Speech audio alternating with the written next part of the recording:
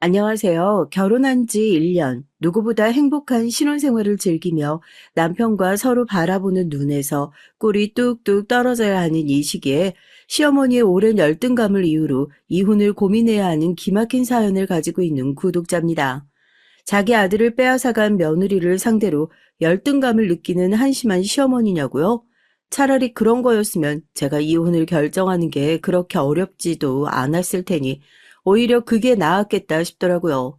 저희 시어머니가 가지고 있는 열등감의 화살은 제가 아닌 저희 친정 엄마한테 향하고 있었던 거였으니까요. 보이야, 이거 가서 광진이를 갖다 주고 와. 광진이는 아직 밥 안 올렸으면 이따가 저녁에 우리 집 와서 밥 먹으라고 하고 갈비찜 맛있게 해놨다고. 알겠지? 시댁과 저희 집의 인연은 생각보다 훨씬 더 옛날로 거슬러 갑니다. 남편과 전 어렸을 때부터 한 동네에 살던 단짝 친구였거든요. 남녀 사이에 친구가 어디 있냐고. 물론 저희도 지금 결혼해서 같이 살고 있는 거 보면 정말 남녀 사이에 친구는 없는 게 맞나 싶지만 뭐 그렇게 어렸을 땐 한 번도 남편과 잘 될 거라 생각조차 해본 적이 없었어요. 그냥 남자치고 이해심이 많은 애, 성격 좋은 애, 저기 아랫집에 살고 있는 애, 딱 그 정도였죠. 하도 성격이 잘 맞고 성격이 잘 맞는다는 말론 뭔가 부족한 느낌? 그야말로 죽이 척척 맞아 떨어졌거든요. 저희 둘이 그렇게 어렸을 때부터 꼭 붙어가지고 같이 다니다 보니까 부모님끼리도 서로 친해지셨고 지금은 뭐 맛있는 음식 하면 친척보다 더 먼저 생각이 나고 불러올 정도의 사이가 됐죠. 제가 어렸을 때 저희 부모님은 공장을 운영하셨어요. 한참 경제가 성장한다, 뭐 잘 나간다, 이런 얘기들이 쏟아져 나오고 있었던 때고, 그때 유행하는 사업에 잘 편승한 덕분에 나름대로 꽤나 부유했던 어린 시절을 보냈었죠. 그 옛날에 피아노며 바이올린이며 악기 교습을 해주신다고 가정교사 선생님이 집으로 직접 방문하셨고, 엄마도 아빠랑 결혼하신 이후로 한 번도 밖에 나가서 돈을 직접 벌어오신 적이 없다고 하셨었거든요. 반면에 사실 시댁은 오히려 경제적으로 어려움이 좀 있었던 것 같아요. 저도 어릴 때라 잘 기억은 나지 않지만 뭐 학교에서 수학여행을 가고 뭐 하고 그런 큰 이벤트가 있을 때마다 시아버지께서 심각한 표정으로 저희 집 문을 두드리곤 했었거든요. 보이야, 오늘 본 거 어디 가서 말하면 안 된다. 광진한텐 더더욱 안 되고. 아빠 말 무슨 뜻인지 알겠지? 이웃끼리 서로 어려울 땐 돕고 살 수도 있고 그런 거야. 너도 나중에 광진이 학교에서 어려운 일 있으면 나서서 돕고 그래야 아빠 딸이지. 예전엔 미처 깨닫지 못했는데요. 지금 와서 생각해보니 저희 친정 엄마가 광진이 어머니, 그러니까 지금 현재 제 시어머니를 꽤나 불편하게 여겼었던 것 같아요. 집안끼리 친하고 또 애들끼리 친하고 하니까 집안끼리 왕래가 잦았던 건 당연한 건데 항상 저희 집에 올 때마다 뭔가 본인의 신세 한탄을 계속하고 돌아가셨던 것이 아직까지 기억에 나거든요. 그 한탄의 대상은 대부분 저희 엄마였던 것 같고요. 저희 엄마가 아버지를 만나시기 전엔 피아노 선생님을 하셨다고 하시더라고요.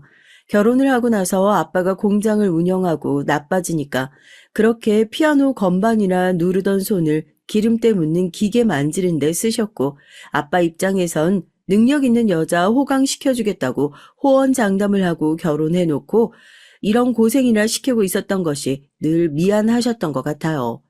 그래서 공장이 어느 정도 먹고 살 만한 수준으로 올라가자마자 엄마한테 바로 일 관두라고 하셨다고 하더라고요. 결혼했을 때 약속한 것처럼 이제 정말로 손에 물 한 방울 안 묻히면서 살겠다고요. 그렇게 전업주부 생활을 시작하셨던 거고요. 할머니도 할아버지도 그런 엄마한테 집에서 놀면서 살림이나 한다고 구박을 하시고 눈치를 주셨던 적이 단 한 번도 없었어요. 오히려 네가 우리 집안 일으켜 세웠다 하면서 손 꼭 붙잡고 고마워하셨으면 고마워하셨죠. 다른 건 몰라도 집안 분위기 하나만큼은 어디 다른 집에 비할 수 없을 정도로 좋았던 것 같네요. 언니는 참 좋겠어. 시집 잘 가고 남편 잘 만나서 고생이라는 것도 모르고 사니까. 난 남편이 벌어다주는 쥐꼬리만한 월급으로 어떻게 먹고 살아야 되나 생각만 해도 숨이 턱턱 막히는데. 아이 대골 같은 집에서 맨날 공주놀이 하면서 사는 기분이 어떻겠냐고. 아이고 자기야 나라고 뭐 옛날부터 이렇게 잘 먹고 잘 살았나? 젊은 시절에 그렇게 고생하던 날이 있었으니까 이제야 조금 숨 돌리고 사는 거지. 자기도 힘든 날 있으면 좋은 날 오고, 좋은 것만 있다가 힘든 것도 오고, 인생 순리라는 게 그런 거니까. 항상 힘들 거라고 그렇게 장담하지 말어. 좋은 생각을 해야 좋은 일이 들어오지. 사실 어렸을 때도 시어머니가 집에 와서 그런 소리를 하실 때마다 잘 이해가 안 됐던 것 같아요. 맛있는 저녁을 준비한 것도 저희 엄마고 집에서 살림하시면서 누구한테 피해 준 것도 아닌데 왜 저렇게 초대받아 엄마가 해준 음식 먹으면서 볼멘 소리만 골라서 할까 했다니까요. 그래도 저희 엄마 그런 얘기에 한 번도 짜증 낸 적 없이 좋은 생각을 해야 좋은 일이 들어온다고 되레 달래주시기만 했습니다. 나이를 조금 먹고 나니까 그렇게 매번 좋은 소리만 하는 엄마가 좀 답답할 때도 있었지만 말이에요. 보희야, 너 들었니? 광진이네 집이 경매로 넘어간단다. 이게 대체 무슨 일인지 보희 너도 광진이한테 연락 좀 해봐. 응? 아직 애인데 얼마나 마음 심란하고 힘들 거야. 제가 고등학교에 올라간 지 얼마 안 됐을 때 시댁이 크게 휘청이게 됐어요. 그때야 뭐 하룻밤 지나고 나면 내 옆에서 같이 일을 하던 동료가 갈려 나가던 시기였으니 이상할 것도 없었지만 절대로 잘리지 않을 줄 알았던 탄탄한 기업에 다니던 시아버지께서 희망퇴직 신청까지 받아 직장을 관뒀다는 소식. 그리고 집이 어려워지면서 여기저기 주변에 손을 벌리고 다녔던 것이 한 번에 터져버려 살고 있던 대궐 같은 집이 경매로 넘어갔다는 소식을 들었죠. 그래도 제일 친한 친구였고 제일 가깝게 지내온 이웃이었으니 그런 일을 겪었다는 게 얼마나 마음이 쓰이겠어요. 저만 친구를 걱정한다 생각했는데 부모님도 영 마음이 좋지 않으셨나 봐요. 힘들어서 어쩔 줄 몰라 하는 시댁에게 먼저 손을 내밀었던 것도 저희 부모님이셨죠. 아이고, 광진이 아버지. 갑자기 이런 일이 생기니까 얼마나 마음이 심란하고 복잡해요. 우리가 하루 이틀 보고 살았던 사이도 아니고 애들끼리도 친하게 지내는데 갑자기 광진이네 그렇게 됐다고 얘기를 들으니까 마음이 영 편치가 않아가지고요.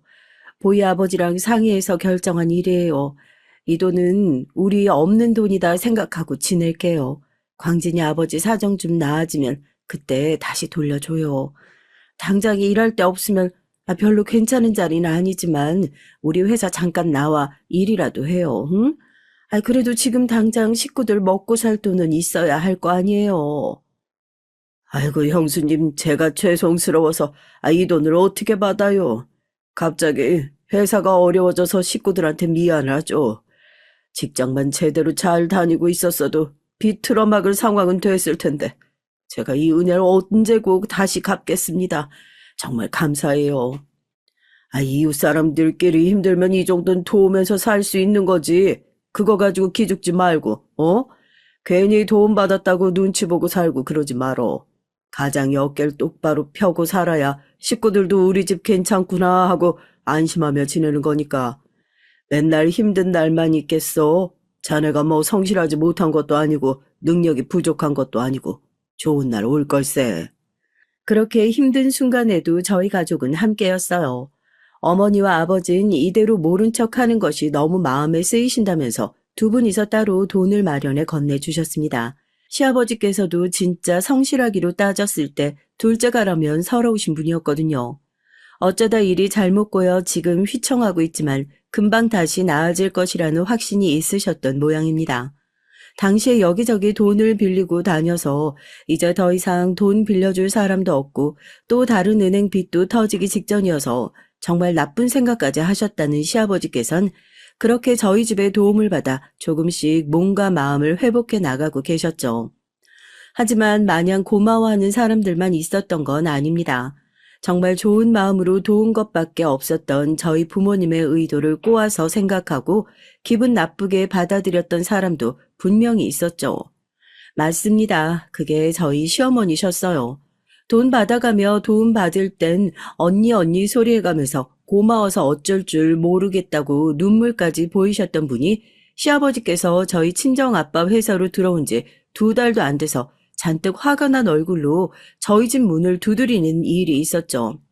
우리 집을 무시해도 유분수지. 언니, 사랑 그렇게 안 받는데 어떻게 그럴 수가 있어요? 어? 거기 회사 들어가서 일한다고 우리 집 양반이 무슨 이 집 종인 줄 아는 거야. 뭐야?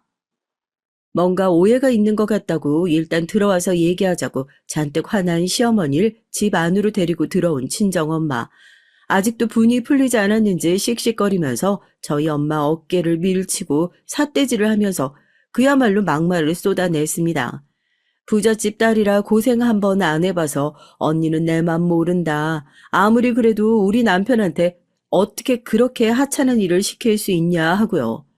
시아버지 망하기 전까진 꽤나 큰 대기업에 다니고 계셨던 분이라 양복 차려입고 하루 종일 사무실에 앉아 하는 일만 해보셨겠죠. 하지만 생산직이 주가 되는 아버지 공장에서 그런 일을 할 수 없는 게 어쩌면 당연한 일인데도 공장 잠바 입고 왔다 갔다 하면서 기계 정비하는 것이 퍽 억울하셨던 모양입니다. 저희 친정엄만 당황하셔서 우리 회사에 사무직 일을 하는 사람 자체가 별로 없다. 상고 나와서 회계 보는 애들이 하는 일인데 어떻게 광진이 아빠한테 그런 일을 시키겠냐. 뭔가 오해한 거다. 계속 뜯어 말렸는데도 가슴을 치면서 엉엉 울기까지 하시더라고요. 그 사람이 집에 들어오면 찬바람을 어찌나 맞았던지 손이 다 텄더라고. 아휴, 언니, 우리 힘들 때 도와주겠다고 한 거, 그것도 돈 꼴랑 몇 푼 쥐어주면서 우리 집 대놓고 무시해버리고 그러는 거 아니에요? 그냥 나 보기 싫어서 미워가지고 우리 광진이 아빠 그런 하찮은 일이나 시키고 있는 거 아니냐고. 이웃이라고, 돕고 살아야 한다고 나설 땐 언제고. 어떻게 이럴 수가 있어, 언니가? 응? 아니, 돈 꼴랑 몇 푼이라니 그런 소리를 자네가 어떻게 할 수 있어? 우리도 그렇게 여유로운 사정이라 선뜻 도와주겠다고 한 줄 알아? 아무리 화가 나고 억울해도 할 말이 있고 못할 말이 있지. 그렇게 우리 밑에서 일하는 게 영 불편하면 광진이 아버지한테 직접 와서 사직서를 내고 가라고 하든가. 사람 구해놓으니까 보따리 내놓으라고 한다고 참 기가 막혀서. 저희 엄마도 상황이 그렇게 되니까 울컥하신 거예요. 여유 있게 사는 마당에 도와준 것도 아니고 힘든 이웃을 그냥 지나칠 수 없어 큰맘 먹고 도와준 건데 그런 소리 듣고 있으니 얼마나 기가 막혀요. 그렇게 안 봤는데 오히려 서운한 쪽은 이쪽이다 하면서 시어머니를 매몰차게 돌려보냈고 그날 저녁이 돼서 시아버지와 함께 고개 푹 숙이고 눈치 보며 저희 집 문을 다시 두드렸습니다. 형수님, 이 사람도 요즘 사는 게 힘들다 보니까 실언을 한 모양입니다. 힘들게 도와주신 거 뻔히 알면서 어떻게 사람의 은혜를 그렇게 갚을 수 있냐. 제가 따끔하게 한 소리 해뒀어요. 마음 상하신 거야 알지만 지금 저희가 형님네 아니면 어디 도움받을 데가 있겠어요. 그냥 실수한 거라 생각하시고 너그럽게 이해 좀 해주세요. 당신 뭐하고 있어? 당장 형수님께 사과 안 드리고. 기어 들어가는 목소리로 죄송하다, 자기가 생각이 짧았다, 사과하는 소리를 듣고 나서야 저희 엄마도 잔뜩 끌어올랐던 화를 가라앉히실 수 있었어요. 시어머니께서 저희 친정 엄마에 대한 악감정을 갖게 됐던 순간이 있다면 그때가 아닐까 싶어요. 어느 정도 나이를 먹으니까 이 사람이 가지고 있는 열등감이 어렴풋이 보이긴 하더라고요. 저희 엄마만 보면 어렸을 때부터 부유하게 살아서 고생이 뭔지나 알고 살았냐, 남편 잘 만나서 고생 안 하고 산다 소리를 달고 사는데 저희 엄마 입장에선 그냥 억울한 거죠. 제가 봤을 때도 아버지랑 결혼하고 나서 고생하신 것밖에 없는 것 같은데 남들이 볼 땐 그게 그냥 쉽게 얻어진 것 같았었나 봐요. 광진이 엄마, 내가 진짜 편견 생길까봐 이런 얘기 안 하려고 했는데 어쩜 이렇게 나를 미워하는지 모르겠어. 안 그래? 당신 아까 얘기하는 거 못 들었어? 누가 보면 내가 광진이 엄마한테 돈 빌린 사람인 줄 알겠더라고. 사람이 좋은 뜻으로 뭘 해줘도 저렇게 고깝게 받아들이면 해준 사람이 뭐가 되는 거냐고. 나 원참. 아버지들끼리 서로 호용호제하면서 저녁만 되면 코가 삐뚤어져라 술을 마시고 들어올 정도로 가까운데 엄마들끼리는 이게 무슨 기싸움인지 고래 싸움에 새우등 터진다고 그렇게 엄마들끼리 한판 붙고 난 이후엔 괜히 중간에 끼어있는 저희가 눈치를 보게 되더라고요. 남편은 그런 일이 있을 때마다 항상 한달음에 달려와 본인이 대신 사과를 했고요. 어쩌면 저희 인연은 그렇게 어머니들끼리 싸우면서 더 끈끈해졌던 걸 수도 있겠네요. 우리 어머니가 또 한바탕 하고 갔다며? 아이, 미안해. 집 이렇게 되고 나서 어머니도 상심이 크신가 봐. 화낼 때가 그쪽이 아닌데도 잘 받아주시고 도와주시고 하니까 괜히 거기 가서 큰 소리 치시는 것 같아. 아주머니 많이 화나셨지? 이거 들고 가. 아주머니가 국화빵 좋아하시잖아. 오는 길에 샀어. 이건 네 거. 괜히 우리 집 도와줬다가 속만 상하시겠다. 머쓱하게 웃으면서 저희 엄마가 좋아하시는 국화빵을 한알음 안겨주던 남편. 그거 들고 집으로 들어가서 식탁 위에 올려놓으며 저희 엄마의 남아있는 화도 싹 풀리곤 했죠. 국화빵 먹으면서 엄마도 광진인 이렇게 의젓하고 괜찮은데 엄마는 왜 그러나 몰라 혼잣말을 하셨고요.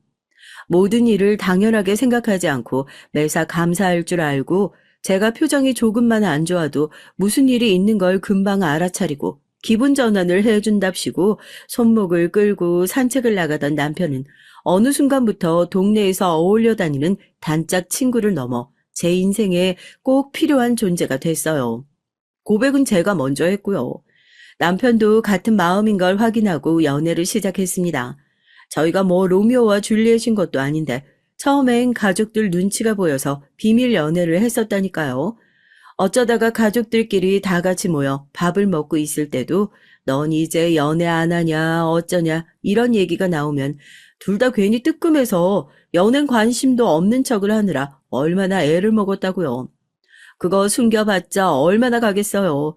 연애한 지 몇 달도 안 돼서 골목길 담벼락 앞에서 네가 먼저 들어가라, 내가 먼저 들어가라, 신랑이 하는 모습을 저희 아버지가 딱 보게 되는 바람에 저희 비밀 연애도 막을 내리게 됐습니다.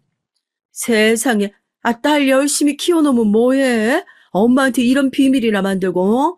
니네가 무슨 견우와 직녀야? 광진이면 엄마도 손 번쩍 들고 환영이야. 저렇게 속 깊고 괜찮은 애 네가 어디 가서 만나겠어? 우리 집에서 니네 사이 반대할 사람이 누가 있다고 그런 걸 비밀로 해 비밀로 하기는?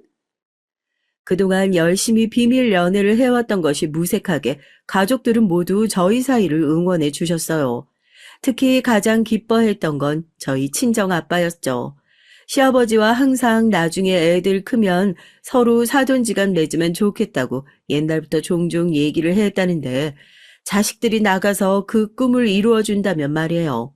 오히려 다들 그렇게 한마음 한뜻으로 응원을 해주니 그동안 뭐하러 그렇게 집 들어갈 때 빙빙 돌아가면서 고생을 했는지 좀 어이가 없기도 하더라고요.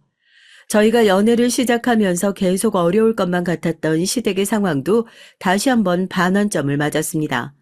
남편은 대학 졸업하고 일찌감치 대기업에 취업해서 회사 생활 잘 하고 있었고 그동안 사기당했던 것들 못 돌려받았던 돈들이 들어오면서 시아버지께서도 저희 아버지 회사 나가 다른 일 하기 시작하셨다고요.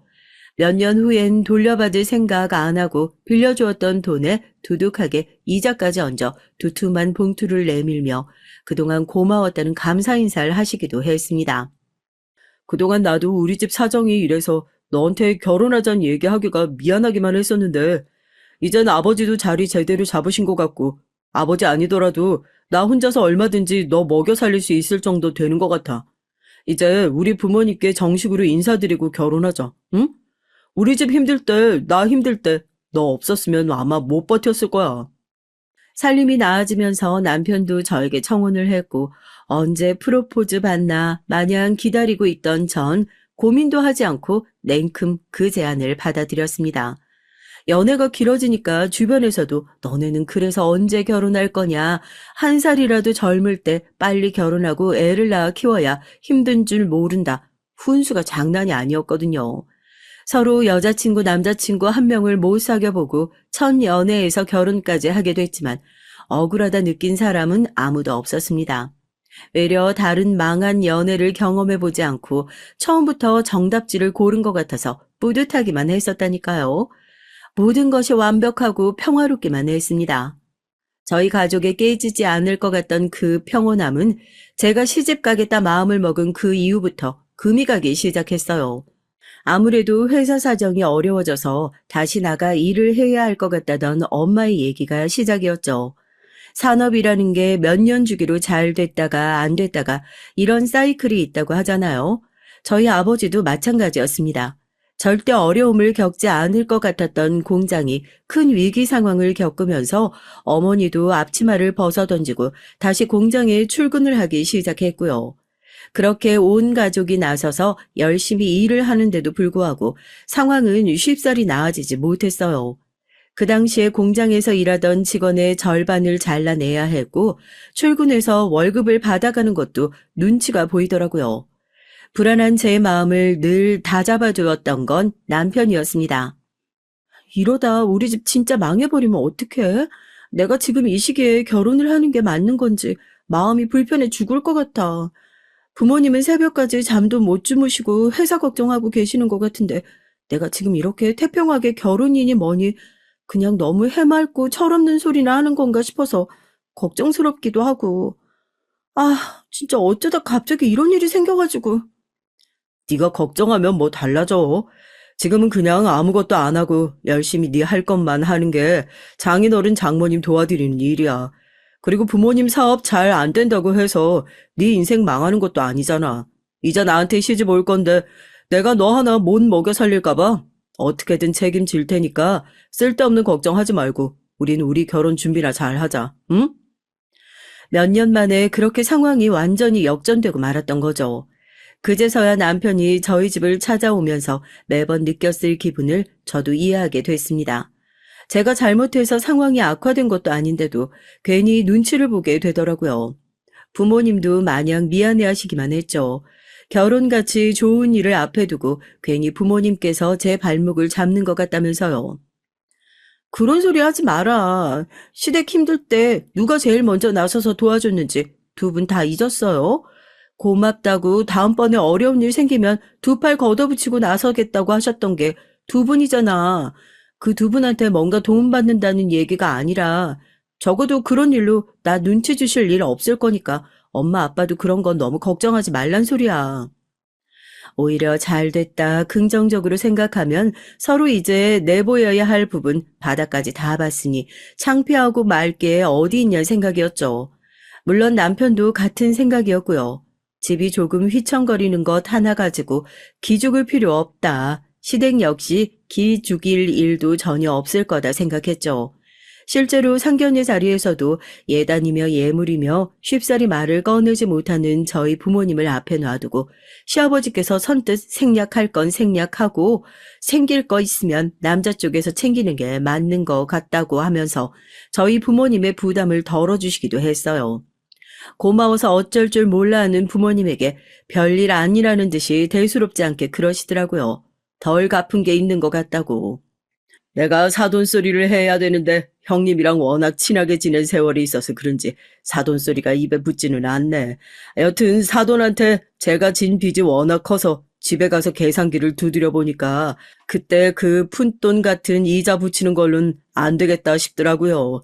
이건 누가 덜 해주네 더 해주네 문제가 아니라 내가 그냥 그동안 졌던 빚 갚는 거니까 사돈도 부담 갖지 말고 받아주세요. 그때 사돈이 아니었으면 저희 식구들 결혼이 뭡니까? 다 손가락 빨고 앉았지. 말뿐이라도 그렇게 얘기해주니까 얼마나 고마워요. 하나밖에 없는 딸 결혼시키는데 한두 푼이 들어가는 것도 아닌데 이렇게 얘기를 해주니까 마음속에 있던 부담이 좀 덜어지는 느낌이라고 해야 되나요? 저희 부모님도 신경 써줘서 고맙다고 또 나아지는 날 있으면 갚고 그렇게 서로 도움 주고 도움 받아가면서 앞으로도 잘 살아보자 훈훈한 분위기에서 마무리가 됐습니다. 그때까지만 해도 현명하신 시부모님, 자상한 남편, 이것보다 더 시집 잘 갈 수 있을까 그런 생각을 하면서 결혼식장을 밟았어요. 결혼은 해봐야 안다고 집안과 집안이 만나는 일이기 때문에 내가 아무리 잘해도 기분 상할 일이 생길 수밖에 없다던 많은 사람들의 말은 정말 사실이더라고요. 남편이랑 제가 아무리 죽고 못 사는 사이와는 별개의 문제였죠. 문제는 시어머니였습니다. 사실 더할 나위 없이 완벽한 결혼이었다고 했지만 사실 유일하게 저희 결혼에 대해 반기를 드셨던 분이 시어머니였다는 걸 전 이미 알고 있었거든요. 한 동네에 살다 보니 굳이 나서서 들으려고 하지 않아도 제 얘기들을 우연치 않게 들을 때가 있었거든요. 상견례를 얼마 앞두기 전에 동네 마트에서 아주머니들이 지나가듯이 했던 얘기요. 저기 맞지? 집졸당 망했다고. 이번에 결혼한다고 그러던데 금산댁에 불만이 엄청 많은가 보더라고. 자기 아들 뼈 빠지게 키워놨는데 결혼시켜서 장인 장모나 모시게 생겼다고 하면서 아유 솔직히 나 같아도 그래. 결혼할 때 뭐 하나 제대로 해주지도 못할 것 같다던데. 어머머, 그거 자기가 몰라서 하는 소리지. 금산댁이 저 집에서 받아간 도움이 얼마나 많은데, 친정집 아니었으면 어려웠을 때 아주 가족들 다 쫄쫄 굶게 생긴 거 겨우 살아났대잖아. 사람이 진짜로 머리 검은 짐승도 아니고, 어떻게 은혜를 입었으면서 갚을 줄도 알아야 하는 거 아니겠어? 금산댁도 참 웃긴다. 억울해할 것도 많어. 사람이 무슨 욕심이? 충남 금산댁에서 시집을 오신 시어머니를 아주머니들 사이에선 금산댁, 금산댁 하고 불렀거든요. 그 얘기를 듣는 순간, 우리 집 얘기구나 하고 딱 알아차렸죠. 그때 진작에 결혼할 집안 뒷담 화나 하고 다니는 이상한 여자구나 하고 결혼을 물렀어야 하는 거 아니냐고요? 시어머니 성격 까탈스러운 건 알고 있었지만 그때까지만 하더라도 아무리 그래도 이제 한 식구가 될 사람인데 설마 저렇게까지 얘기를 하고 다녔나 싶기도 하고 말 지어내고 자기들끼리 떠들어대는 거 좋아하시는 동네 아줌마들의 말을 믿고 결혼을 무른다는 것도 엄청나게 우스운 일이니까 별다른 소리 하지 않았죠. 하지만 그때 눈치를 채고 이 결혼을 물렀어야 했나 봅니다. 제가 시집을 가고 까탈스러움이라는 단어로 표현하기도 민망할 정도로 시어머니의 어마무시한 갑질이 시작됐거든요. 대체 이제 막 시집 온 며느리한테 갑질을 할 게 뭐가 있어서 그러는 거냐고요. 그게 말입니다. 그중 가장 피곤했던 부분이 툭하면 꺼내는 친정 얘기. 정확히 꼭 집어 얘기하자면 친정 엄마에 대한 얘기였죠.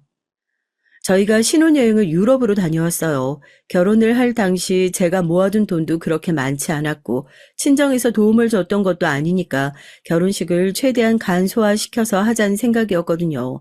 조용히 제주도나 다녀오자 얘기를 했었는데 시아버지께서 아무리 그래도 평생 한 번밖에 없는 신혼여행인데 제주도야 너희들 시간 될 때 그냥 둘이서 국내 여행으로 다녀와라 하고 신혼여행 비용을 지원해 주셨어요. 처음엔 이렇게 덥석덥석 받아도 되는 건가 싶어 마음이 무겁기도 했는데 또 시아버지께서 워낙 시집간 이후에 절 아끼고 챙겨주셨으니까 감사한 마음으로 어머님 아버님 선물이다. 제대로 된 걸 사가야겠다 했죠. 장모님 선물 그걸로 괜찮겠어? 난 잘 모르겠는데 주변 사람들 얘기 들어보면 딸 시집 보낸 것도 서운하신데 괜히 엄마 좀 덜 챙기는 것 같다 이런 생각 들면 엄청 서운해 하신다고 그러시더라고. 진짜로 남의 딸 된 것 같고 돈 때문에 그러는 거면 내가 얼마든지 보태줄 테니까 걱정하지 말고 괜찮은 선물로 골라. 안 그래도 상견이 하기 전에 장모님 가방이라도 하나 사드리려고 했었는데 워낙 정신이 없어서 나도 나중에 기회 되면 뭐 하나 제대로 챙겨드려야겠다 생각만 하고 있었거든. 이럴 게 아니라 아울렛이라도 들리자. 가족들 선물 한 번에 사게. 그렇게 남편은 친정 부모님 드릴 선물을 고르고 전 시부모님 선물을 고르고요. 누구 한 분 안 서운하시게 금액대를 좀 맞춰가지고 사자 신신당부했었는데 남편은 이렇게 예쁜 딸 주신 장모님을 어떻게 그렇게 서운하게 챙길 수 있냐면서 자기 돈을 더 보태서 꽤 괜찮은 가방 하나를 샀습니다. 그것도 모르고 전 적당한 금액대에서 어머님 아버님 드릴 선물을 각각 샀고요.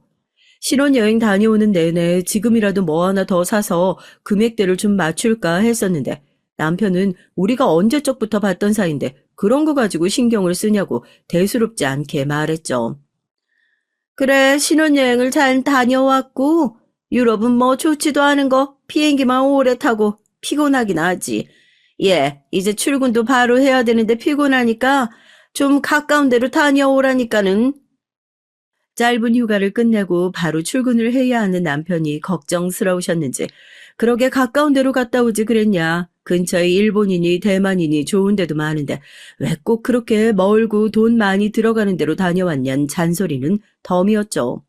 친정 살림이 넉넉할 땐 이런 말 한마디 한마디에 눈치 볼 일도 없었던 것 같은데 말 그대로 친정 지원 없이 한 결혼이라 그런지 돈 얘기 나올 때마다 사람이 괜히 위축되고 작아지는 걸 어쩔 수가 없더라고요.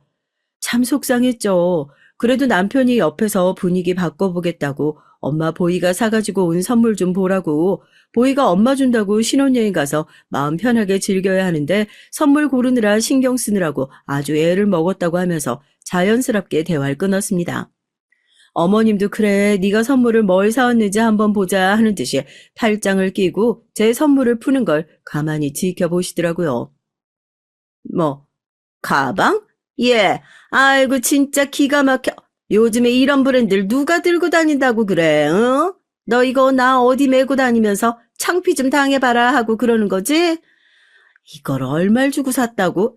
얘가 경제관념이 아무리 없어도 그렇지. 아, 남편이 고생해서 벌어온 돈을 가지고 물 쓰듯이 쓸리네 얘가. 아, 세상에 그 돈이면 여기 들어와가지고 이거보다 몇 배는 더 좋은 가방을 훨씬 더 많이 쟁여놓다시피 살 수 있는데.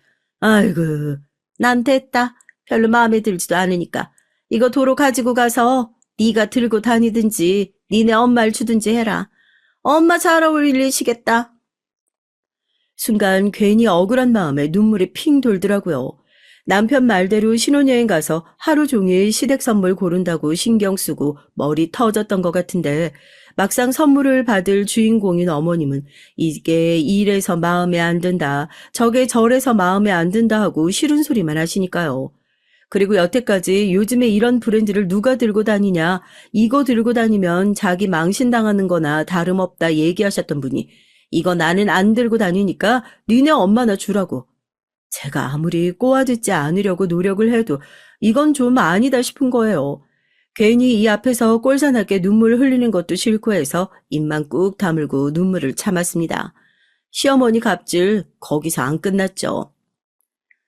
그래서 잘난 너희 엄마 선물로 뭘 샀는지 한번 보자. 응? 아, 영수증이 있을 거 아니야. 뭐 샀는지 한번 나도 구경이나 해보자고. 이거니? 이거야? 아, 이게 뭐야? 너 진짜 장난하니? 내가 설마 했다. 니네 엄마는 이렇게 비싼 브랜드 사다가 주면서 나는 이거나 먹고 떨어져라 이거야? 며느리가 돼서 처음부터 이렇게 친정에 뭐 퍼주고 싶어서 잔깨나 부리고 있으면 내가 널 예쁘게 볼래야 예쁘게 볼 수가 있겠냐고. 어쩜 크면 클수록 하긴 뭐 그 피가 어디 가? 엄마, 지금 무슨 말씀하시는 거예요? 보야 일어나, 이만 가자. 신혼여행 다녀와서 제일 먼저 엄마 선물 챙겨주고 싶다고 한달음에 달려오네. 지금 앉혀놓고 무슨 말씀하시는 거냐고요? 보이가 뭐 어디 돈이라도 빼돌려서 친정 챙기는 그런 사람으로 보이세요? 장모님 선물 내가 고른 거예요. 서로 서운해하시니까 이걸 보탤까 저걸 보탤까 하는 거 제가 그러지 말라고 그랬고요. 귀한 딸 보내주시고 서운하실까봐 내가 신경 좀 더 썼어요. 결혼식 때도 그렇고 원래 안 그러시다가 왜 이렇게 갑자기 유난스럽게 구시는 거예요? 하나밖에 없는 아들 장가 가자마자 이혼당하는 꼴 보고 싶으셔서 그러신 거예요? 얘 말하는 꼴 좀 봐봐. 너 아주 그새 네 마누라한테 홀라당 넘어가가지고 니네 엄마한테 못하는 말이 없다, 응? 얘가 원래 이런 애가 아니었단 말이야. 대체 네가 옆에서 뭐라고 구워 삶았길래 얘가 이런 소리를 하냐고. 나 정말 억울해 죽겠네. 사람들이 아들 장가 보내고 나면 아들 뺏기는 거라고. 아이고 이렇게 하루아침에 180도 달라질 줄 누가 알았겠어. 너를 내가 얼마나 힘들게 키웠는데 뼈 빠지게 길러준 엄마한테 어떻게 그래? 뭐가 그렇게 억울하신 건지 발까지 동동 구르면서 눈물을 쥐어짜내는 시어머니를 보고 순간 팔에 오소소 소름이 돋더라고요. 내가 무슨 집에 시집을 온 거냐 하고요. 다행히 눈치 빠른 남편이 자기가 생각해도 이건 좀 아니다 싶었는지 시어머니를 딱 막아서고 이제 막 시집 온 사람 이렇게 잡들이 하지 마시라. 앞으로 한 번만 더 이런 행동 보여주시면 자기가 나서서 집에 안 오겠다. 아주 으름장을 딱 놓고 제 손목을 잡고 나갔어요. 남편도 몇 번이나 미안하다고 사과를 하더라고요. 엄마가 저러시는 분 아닌데 왜 갑자기 저러시는지 모르겠다면서요. 미안해. 우리 엄마가 가끔 유난스러울 때가 있다는 건 나도 알고 있었는데 설마 결혼한 아들한테까지 이런 식으로 그러실 줄 몰랐어. 내가 중간에서 중간 역할 잘해야 되는데 오늘 남편으로서 중간 역할 한 건 완전 빵점이네. 대충 저러시다 말 거야. 당신도 너무 마음 쓰지 말고. 나도 앞으로는 당신 말 좀 잘 들어야겠다. 그러니까 당신이 선물 비슷한 가격으로 하자고 했을 때 그 말 듣는 거였는데 여자 말 들어서 나쁜 거 하나 없다는 걸 결혼하자마자 너무 매운맛으로 배워버렸네. 기분 많이 안 좋지. 오늘 저녁 밖에 나가서 당신 좋아하는 장어라도 먹을까? 사과하는 거니까 무조건 내가 살 거야. 알지? 시댁이랑 싸우고 등 돌리는 이유의 90%는 남편의 태도 때문이라고요. 제가 그래서 집 나간 며느리 되지 않을 수 있었던 이유가 남편 덕분이었던 것 같다는 생각을 많이 해요. 그 뒤에도 화가 안 풀리셨는지 저한테 바로 전화하셔가지고 넌 뭐 하나부터 열까지 네 남편한테 고자질을 한다는 둥, 그렇게 아들이랑 엄마 사이를 이간질 해놓으면 안 된다는 둥, 전 이해도 되지 않는 말도 안 되는 궤변을 늘어놓으셨을 때도 남편이 바로 그 전화 뺏어 들고 한 번 더 전화하셔서 이런 소리 하시면 진짜로 이 사람 핸드폰에서 엄마 번호 차단해 놓을 거다. 그럴 줄 알아라 하고 딱 잘라 거절을 해주더라고요. 저도 나름 똘똘하고 남한테 싫은 소리 잘하는 사람이라고 생각하고 컸는데 이게 시집을 가게 되면 시댁의 어마무시한 기세에 갑자기 기가 죽기라도 하는 건지 평소라면 잘 했을 말도 입이 잘 안 떨어지는 게 참 이상하기만 했죠. 다행히 시아버지와 남편 시댁엔 그렇게 든든한 편들이 있어서 제가 생각보다 마음이 많이 상할 일은 없었고요. 그리고 그런 일 하나하나 다 서운해하면 앞으로 남은 긴 인생 어떻게 살까 싶었으니까요. 여보, 이번 주에 아버지 생신인 거 알지? 다른 건 몰라도 우리 집은 생일 하나는 좀 꼼꼼하게 잘 챙기는 편이거든. 이해 안 될 수 있겠지만 워낙 없이 살았을 때 가족들끼리 생일도 잘 못 챙기고 넘어갔던 그런 것들이 한이 돼서 더 그런가 봐. 당신이 좀 번거롭더라도 주변에 괜찮은 식당 한번 찾아봐 줄 수 있을까? 당신이 직접 식당 골랐다고 하면 아버지가 더 좋아하실 것 같기도 한데. 처음 챙기는 생일인데 정말 식당 예약만 해두면 괜찮겠어? 난 나중에 또 괜히 서운해하실까 봐 걱정이 돼서 그렇지. 난 정말 안 힘드니까 집에서 내가 생신상 차려도 돼. 매년 하는 것도 아니고 시집 오고 나서 첫 생신상 챙기는 거 엄청 지켜보고 계실 텐데. 당신 왜 그래? 옛날에 그 당당하던 사람으로 돌아와야지. 왜 이렇게 풀이 죽고 기가 죽었어? 나 다 당신 생각해서 얘기하는 거야. 이번에 이렇게 한번 제대로 챙기기 시작하면 내년엔 기대 안 하실 것 같아? 내후년엔 기대 안 하실 것 같고 처음 시집 온 거니까 처음이자 마지막으로 한 번만 하자. 이런 생각들 결국엔 당신한테 다 독되는 거야. 우리 집에선 적당히 나처럼 살아야 할 필요가 있다니까. 당신처럼 99번을 잘하는 사람이 있으면 딱 한 번 잘못하는 게 더 눈에 확 들어오는 법이고 나처럼 99번 못하는 사람이 있으면 딱 한 번만 잘해도 엄청 잘한 것처럼 보이고 그러는 거야. 당신 성격상 한 번을 못해도 99번을 잘해야 속이 시원하겠지만 시집살이 편하게 하려면 내가 했던 얘기도 잘 한번 생각해줘. 그런 생각을 해준다는 게 어디예요. 제가 시집 온 이후로 너무 힘이 들어가 있는 것만 같다면서 조금은 힘을 빼고 가족들을 편하게 대해도 좋을 것 같다고 얘기를 해주는 남편이 고마웠습니다. 그래도 시집 오고 나서 처음 맞는 아버님 생신인데 내가 직접 못 차려들어도 성의는 다 보여야겠다 싶어가지고 식당 예약도 제가 직접 하고 뭐 안에 풍선이며 뭐며 생일상 꾸미는 것까지 일찌감치 식당에 전화해서 준비해달라 부탁까지 하고 만반의 준비를 다 마친 상태였어요. 이거 그냥 딱 들어오면서 보시면 그래도 며느리가 이거 준비하느라 고생 참 많이 했겠구나 그런 생각은 드실 수 있도록 말이에요. 하지만 저도 예상하지 못한 변수가 하나 있었습니다. 여보, 어떡하지? 나 지금 케이크 찾아가지고 식당으로 가고 있는 중인데 차가 너무 밀려서 조금 늦을 것 같아. 저기 기사님, 지금 가면 얼마나 걸릴까요? 여보, 어떡해. 어머님, 아버님 다 도착하셨어? 당신이 나 케이크 찾으러 가서 조금 늦을 수 있다고 얘기 좀 잘 해주면 안 될까? 내가 식당에다가 세팅이랑은 다 얘기해 놨거든. 코스 시작해달라고 말하면 바로 음식이랑 가져다 주실 거야. 많이 늦진 않을 것 같고 한 5분? 아니다. 내가 현금도 뽑아가지고 가면 한 10분 늦을 것 같아. 나 기다리지 말고 먼저 식사부터 하시게 좀 도와줘. 원래는 시간 맞춰 케이크 배달이 와야 정상인데 그날따라 늘 주문하던 가게 사장님이 정신이 없으셨던 건지 케이크 픽업을 못 해왔다며 황급하게 전화가 오신 거예요. 아무리 그래도 생일상에 케이크가 빠지는 건 말이 안 될 것 같아서 제가 찾아가겠다 말을 하고 택시를 타고 달려가고 있던 중이었죠. 남편은 시부모님 모시고 식당으로 가는 걸 맡아 절 도와줄 수 없었고요. 택시 뒷자리에 앉아 아무리 발을 동동 구르고 괴로워해봐도 이미 정해져 있는 거리가 짧아질 수 있는 것도 아니고 애만 타는 겁니다. 그래도 땀까지 삐질삐질 흘려가면서 계속 시계를 쳐다보는 저를 보고 기사님이 조금 서둘러 주신 덕분에 딱 10분을 다 채워서 늦지 않았고요. 거의 한 6분 정도 늦었던 것 같아요. 식당 들어가니 시부모님은 즐겁게 웃으시면서 식사하고 계셨고 저도 얼른 죄송하다고 숨을 고르고 자리에 앉았습니다. 아이고 우리 귀한 며느리 이렇게 숨찰 때까지 뛰게 해서 어떡하냐. 케이크가 뭐 별거라고. 우리 평소에 안 그래도 단 거 너무 많이 먹어서 줄여야겠다. 이런 얘기하고 있는데 다음번에 또 이런 일 있으면 늦어도 괜찮으니까 너 조심히 안전하게 오고 알겠지? 그래도 처음 맞는 생신인데 이런 식으로 구는 게 어딨다고요. 이게 시부모님 무시하는 것밖에 더 돼? 네가 부모님 생일이었어 봐라. 그렇게 늦을 수 있는지.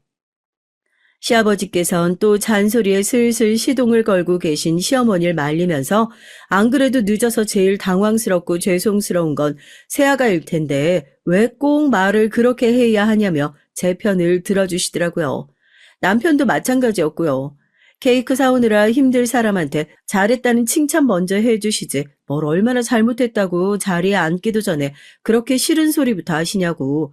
남편이랑 아들한테 양쪽으로 라이트 훅, 레프트 훅 맞으신 시어머니 어지간히 기분이 나쁘셨는지 식사 시간 내내 먹는 둥 마는 둥 하시고 입을 대빨 내밀고 계셔서 제 마음이 다 불편했었다니까요. 식사 코스가 한창 진행되고 있을 때 제가 먼저 자리에서 살짝 일어났어요. 카운터에 가서 계산이라도 좀 하고 오려고요. 뒤에서 예 하고 부르는 소리가 들리더라고요. 저희 시어머니셨습니다. 아까 일 때문에 아직도 기분이 상해 계신 것 같아서 제가 고개를 숙여서 사과를 드렸죠. 어머니 말씀대로 첫 생신이고 제가 좀 더 신경 써서 일찌감치 와서 준비했어야 하는 건데 죄송해요. 다음 생신 땐 절대 이런 일 없도록 저도 준비 잘 해볼게요. 너무 안 좋게만 보지 마시고 너그러운 마음으로 용서해 주시면. 지금 뭐 하시는 거예요? 순간 진짜 눈앞에 불이 반짝하고 들어온 것 같았죠. 믿기지 않았지만 어머님이 아무렇지 않게 손을 올려 제 뺨을 후려치신 겁니다. 살면서 누군가한테 뺨 맞아볼 일이 뭐가 있겠어요. 너무 기가 막혀가지고 얼굴 붙들고 지금 뭐 하시는 거냐고 그랬죠. 손톱에 긁힌 건지 아니면 어머님 반지에 긁힌 건지 뺨이 조금 찢어져서 피가 나더라고요. 주변 사람들도 웅성거리며 쳐다보기 시작했고요. 대체 이게 무슨 창피해요, 진짜. 네가 우리 집안을 무시해도 유분수지. 감히 하나밖에 안 계시는 시아버지 생신에 늦을 생각을 다 해?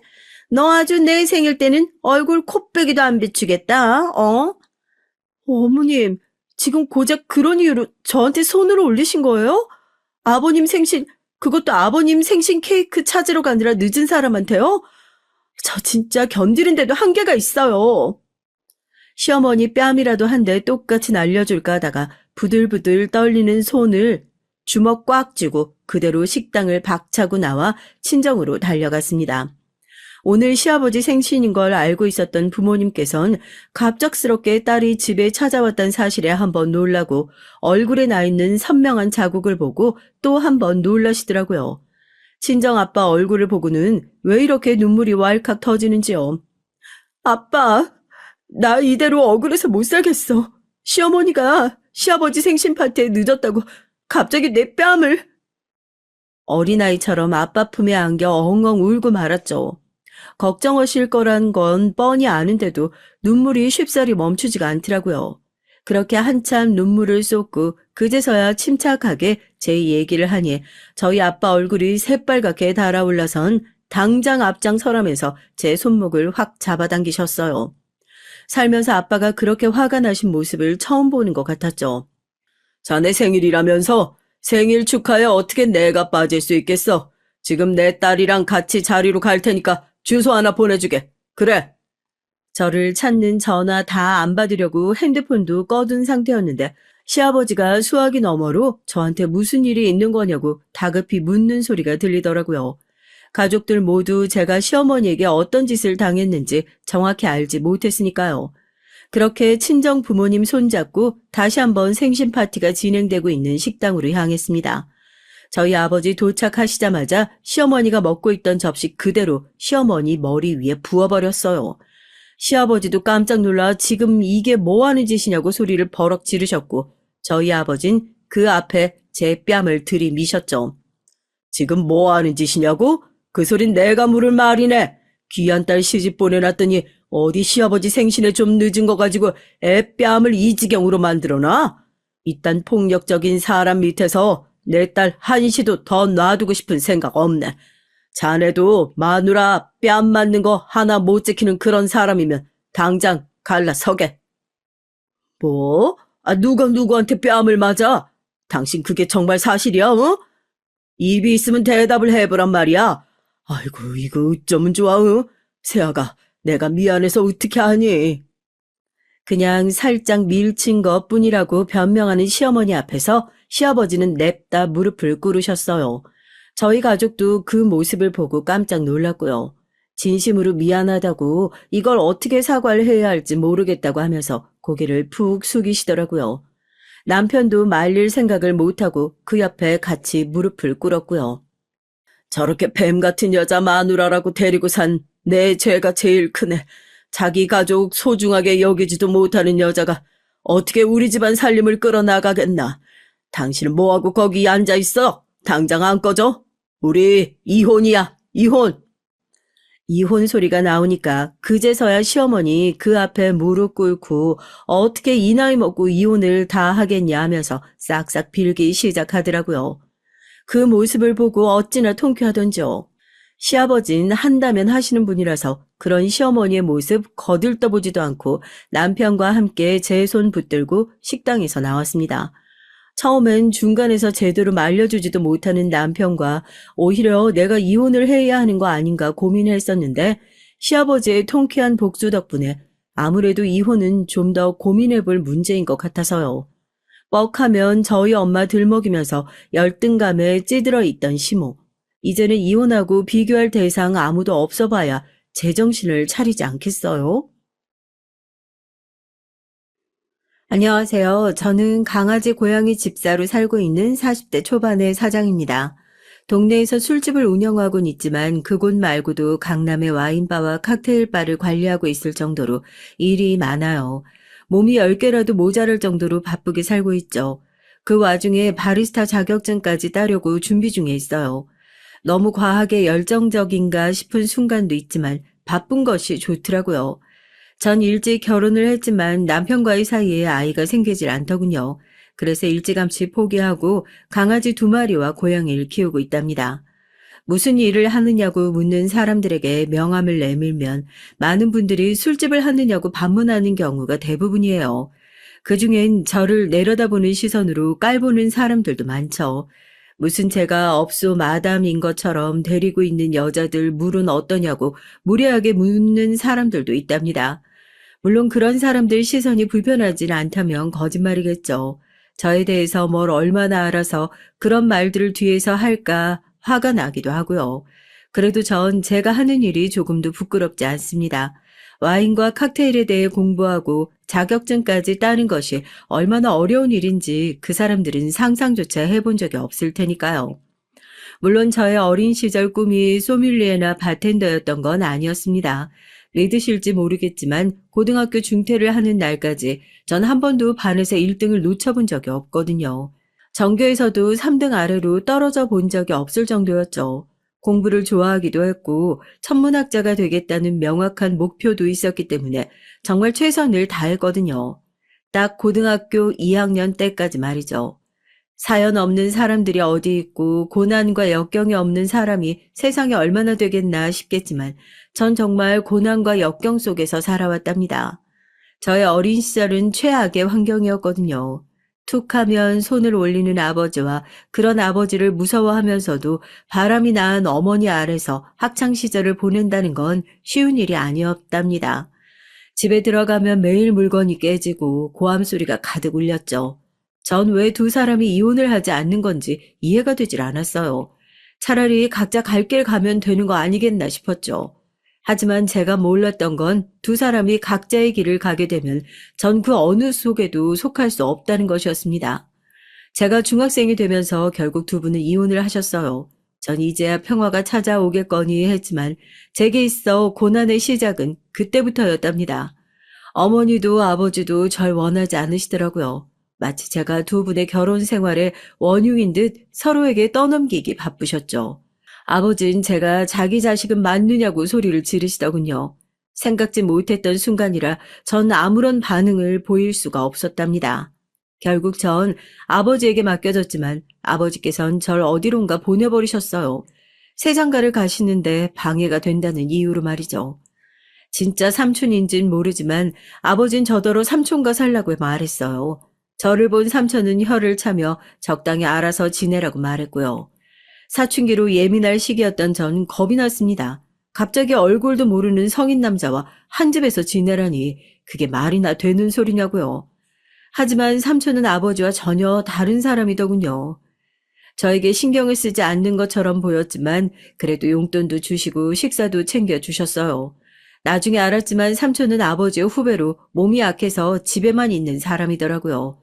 돈은 어디서 생기는지 모르지만 생활엔 전혀 곤란함이 없어 보였고 전 죽은 듯이 지냈죠. 저의 유년 시절을 통틀어 가장 평화로운 시기가 아니었나 싶을 정도로 매일 평범 그 자체였습니다. 그런 제 생활에 변화가 생긴 건 고2 여름 삼촌이 돌아가시면서부터였어요. 삼촌은 제 앞으로 얼마간의 재산을 남겼지만 그 돈은 제가 성인이 되어야 쓸 수 있도록 되어 있었죠. 제가 삼촌의 재산을 물려받았다는 소식에 달려오신 아버진 헛걸음했다며 화를 내시곤 그냥 가버리셨어요. 졸제 전 혼자 세상에 덩그러니 남게 됐죠. 삼촌이 살던 집은 삼촌의 가족들이 멋대로 처분해버려서 잠잘 곳 하나 없던 전 결국 학교를 그만두고 돈을 벌어야만 했답니다.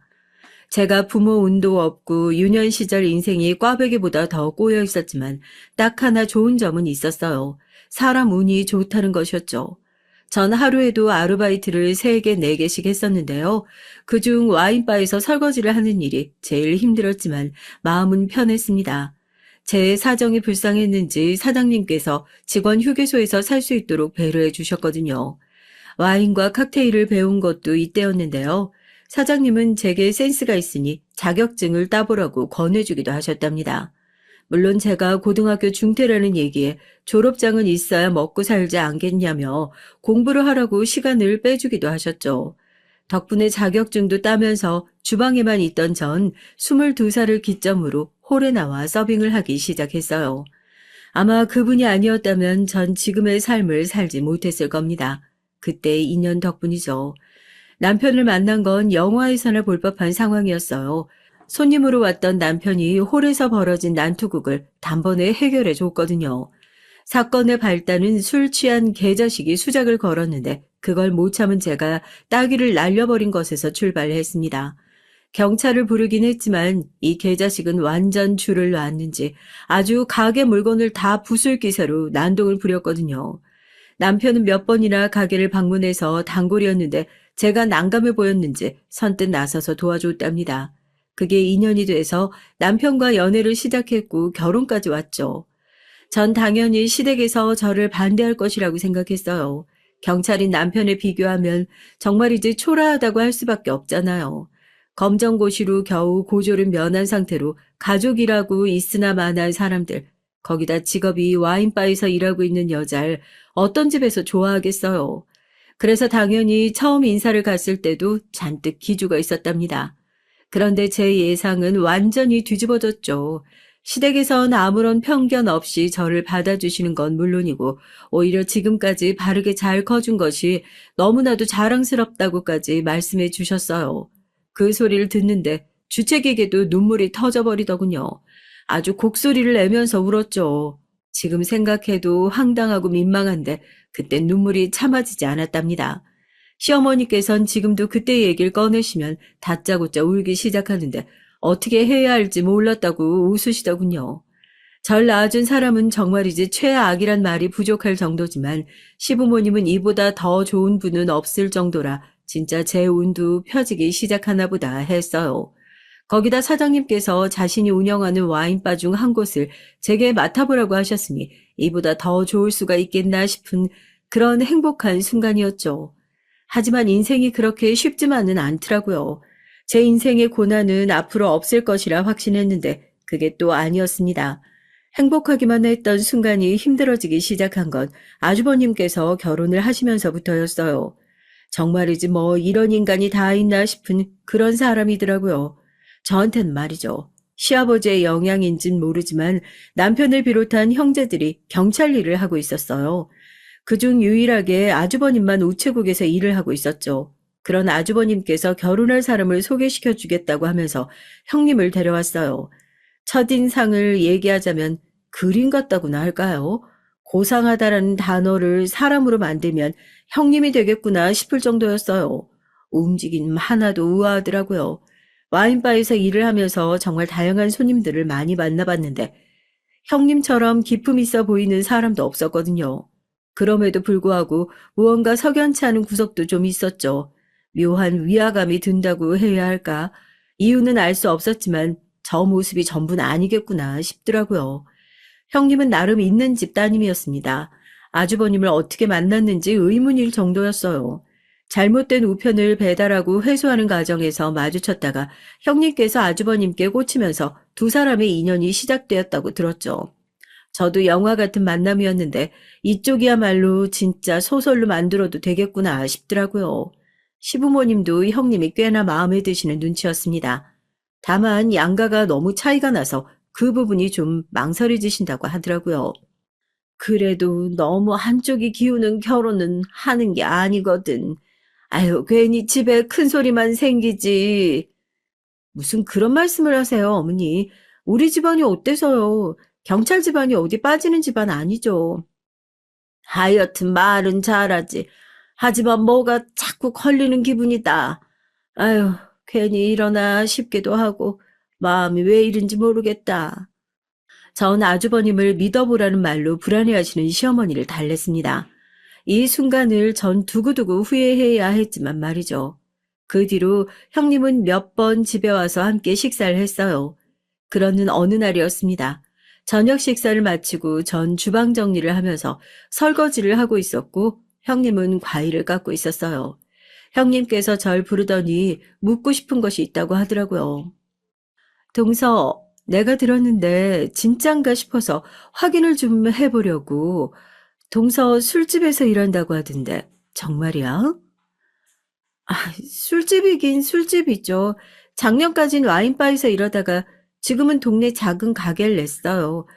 분점 같은 건데 사장님께서 도와주셔가지고요. 와인바는 뭐 술집 아닌가? 그나저나 동네에 있다고? 여기? 네, 어쩌다 보니까 그렇게 됐네요.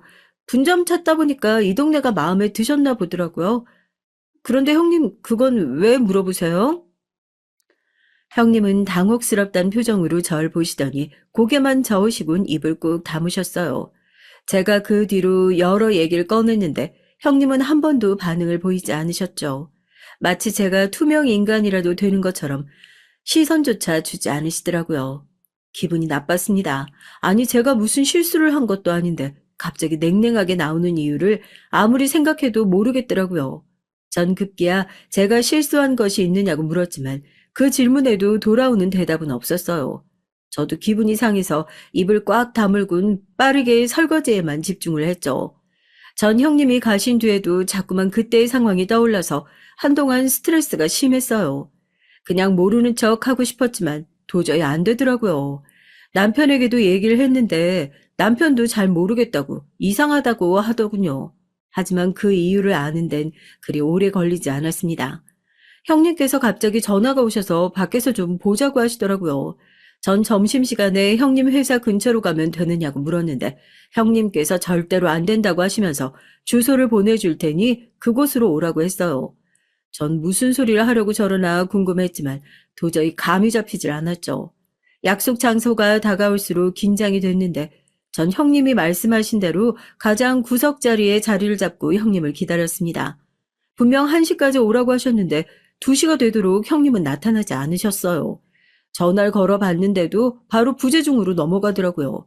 메시지를 보내도 답이 없고 그냥 일어나서 가버릴까 했는데 그래도 조금만 더 하다가 1시간이 넘어가고 있었죠.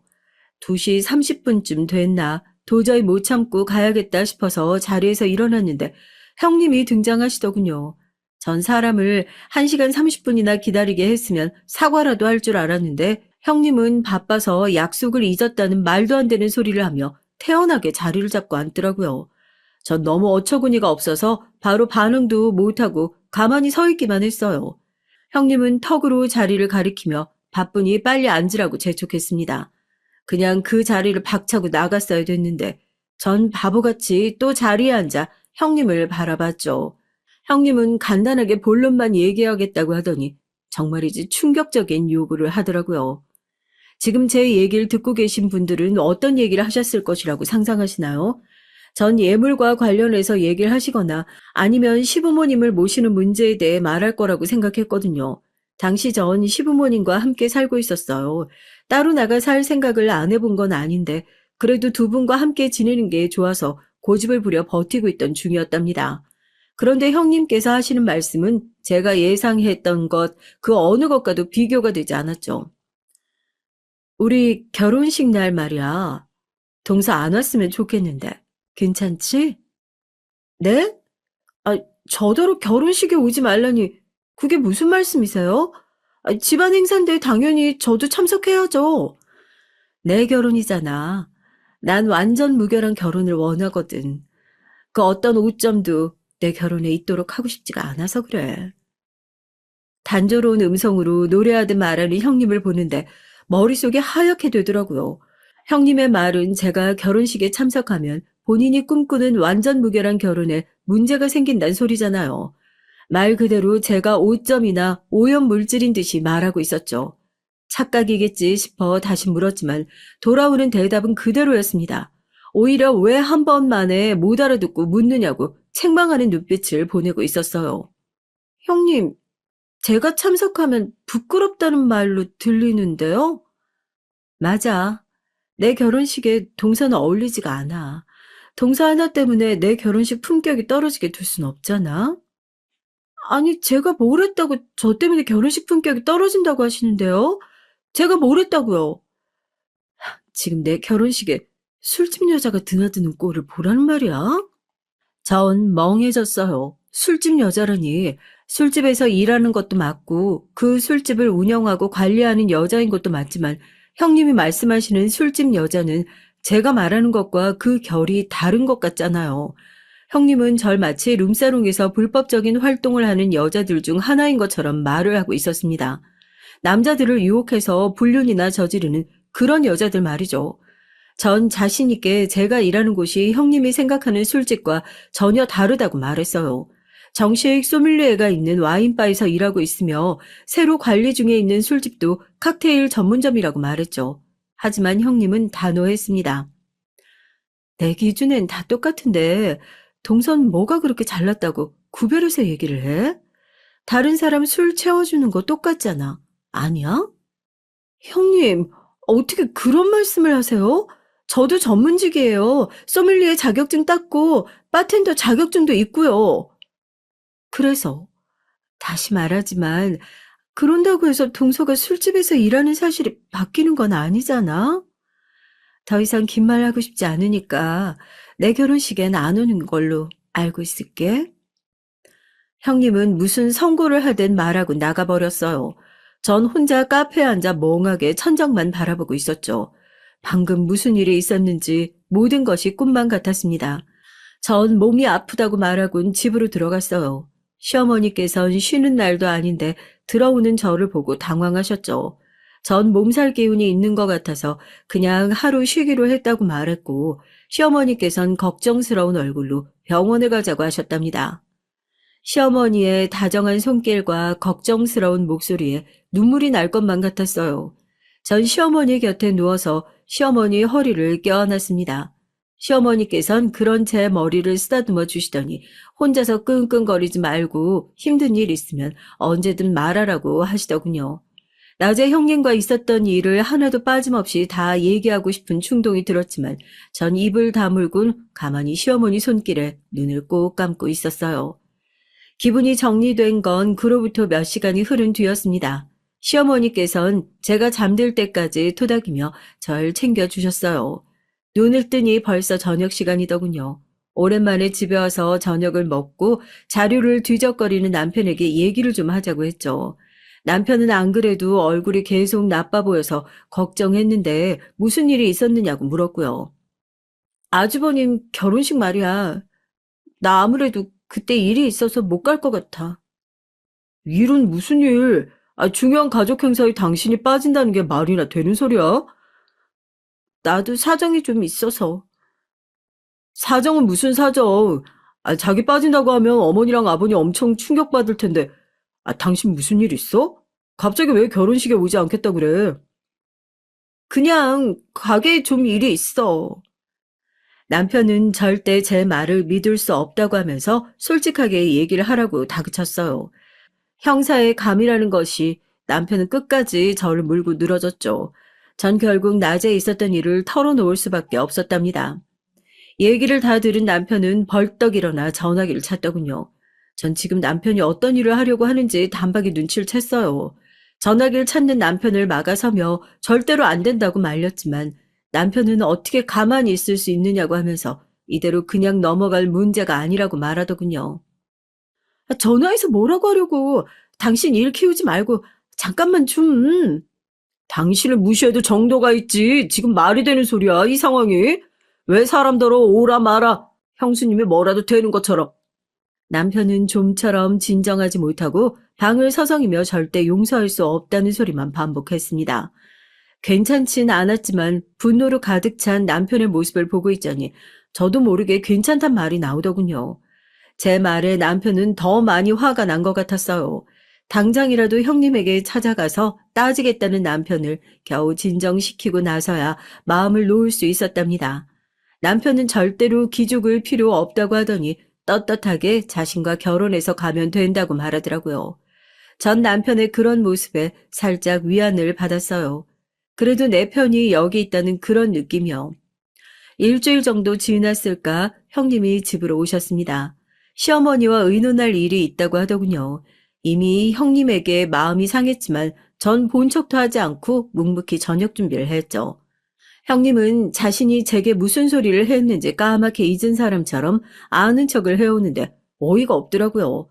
제가 반응이 없자 시어머니께서 둘 사이에 무슨 문제라도 있냐며 물어보셨지만 전 대답하지 않았어요.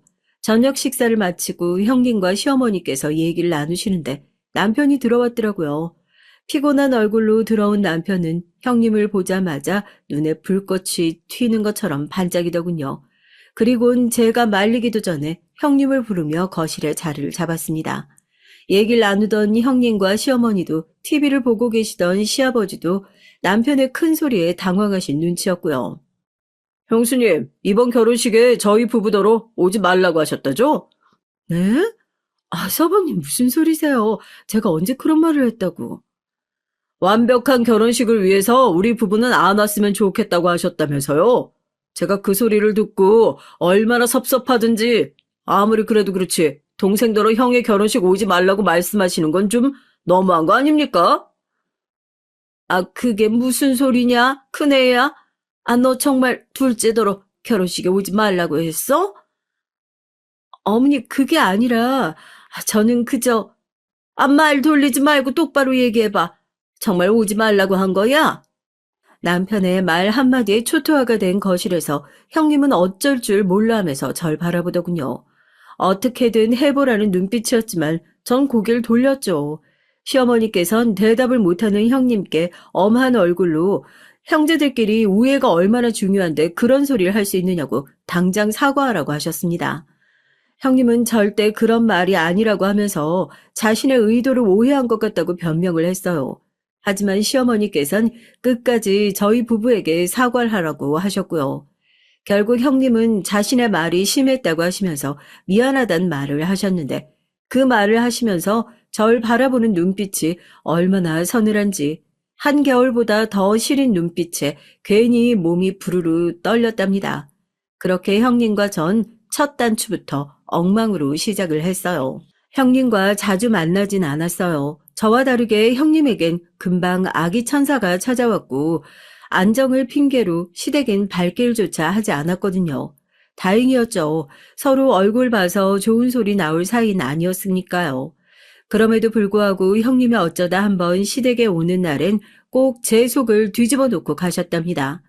임신 6개월 정도 지났을까 입덧 때문에 고생했다던 형님은 이제 좀 좋아졌다며 시댁 제사 때 모습을 보였어요. 부른 배를 해서는 뭐 하러 왔느냐고 말씀하시는 시어머니의 표정도 무척이나 부드러워 보였고요. 형님은 임신 초기엔 너무 힘들었는데 이제 좀 움직일만 하단 소리를 하면서 배를 쓰다듬더군요. 당시 아이를 갖고 싶어서 병원을 찾아다니며 노력 중이었던 전 형님이 무척이나 부러웠답니다. 동서, 아직도 병원 다녀? 무슨 소식은 있고? 아직이요. 저희 마음대로 되는 일이 아니다 보니까 쉽지 않네요. 동서가 몰라서 그렇지 임신해서 좋을 거 하나 없어. 내 몸이 내 몸 같지 않아서 불편한 것들이 얼마나 많은데. 형님은 빨리 산딸이 돼서 출산을 하고 싶다고 말하며 점점 무거워지는 몸이 불편해 죽을 것 같다고 하더라고요. 눈치가 없는 건지 아니면 절 놀리고 싶은 마음인지 모르지만 제가 뭐 때문에 고민인지 뻔히 아는 사람이 그렇게 얘기를 하자 짜증이 밀려왔습니다. 형님은 그것만으론 부족하다 싶었는지 한마디를 거들더군요. 그리고 애들 머리는 엄마를 따라간다잖아. 동서 닮은 애가 세상에 나온다고 할지라도 어디 밥 벌어먹고 살겠어? 머리가 나빠 뭐 하나라도 제대로 할 수 있겠냐고. 형님, 방금 뭐라고 하셨어요? 밥 뭐요? 어떻게 그런 말씀을 하세요? 아, 내가 뭐 틀린 말 했어? 동서 닮으면 술집 여자밖에 더 되겠냐고. 전 이성이 뚝 하고 끊어지는 기분이 들었죠. 전 형님께 임산부가 마음을 곱게 써야지 뱃속에 애가 다 듣고 있지 않겠냐며 소리를 질렀습니다. 형님은 태어난 얼굴로 사람을 가려야 한다는 걸 미리부터 배우게 될 테니 오히려 교육적이라는 헛소리를 하더라고요.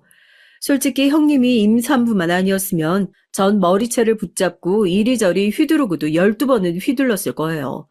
전 아직 시어머니께서 집에 계시다는 것에 심호흡을 하고 흥분을 가라앉혔습니다. 그렇게 따지면 글쎄요. 형님 뱃속에 있는 그 아이도 평탄한 인생 살긴 글렀네요. 형님 같은 상황 파악 못하고 필터 없이 말을 내뱉는 엄마를 뒀으니 애가 얼마나 고생을 하겠어요? 주변 사람 눈총이나 사면 샀지.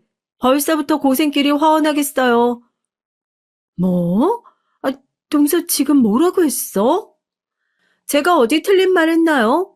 솔직히 형님께서 내세우실 게 뭐가 있어요? 저처럼 자격증이 하나라도 있으세요? 스스로 할 수 있는 일이 뭐가 있으시냐고요?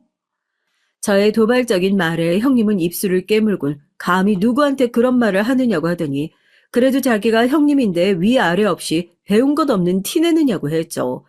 전 평온한 척 고개를 들고 형님을 바라봤습니다. 형님은 자신에게 했던 말을 후회하게 해주겠다고 했지만 전 누가 먼저 시작했는지 똑똑히 기억하라고 말하곤 자리에서 일어났어요. 속 시원했냐고 물어보신다면 그렇다는 말은 못하겠네요. 형님의 그 유치함에 놀아난 것 같아 기분이 좋지는 않더라고요.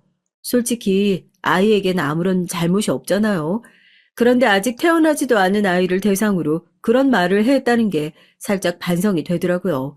그래도 형님의 그 뻔뻔한 목소리를 떠올리며 제가 잘못한 건 없다고 스스로에게 주문을 걸었답니다. 산딸이 지나고 형님은 건강한 남자아이를 출산했어요. 아주버님의 판박이나 다름없는 아이를 보는데 어느 정도 포기했다 생각했던 제 마음이 다시금 아이를 갖고 싶다는 욕심이 차오르기 시작했죠. 하지만 저희 부부에겐 아이가 허락되지 않더라고요. 그러면서 남편은 유기견 2마리를 집으로 데려왔습니다. 앞으로 우리에겐 자식이나 다름없다고 하면서 말이죠.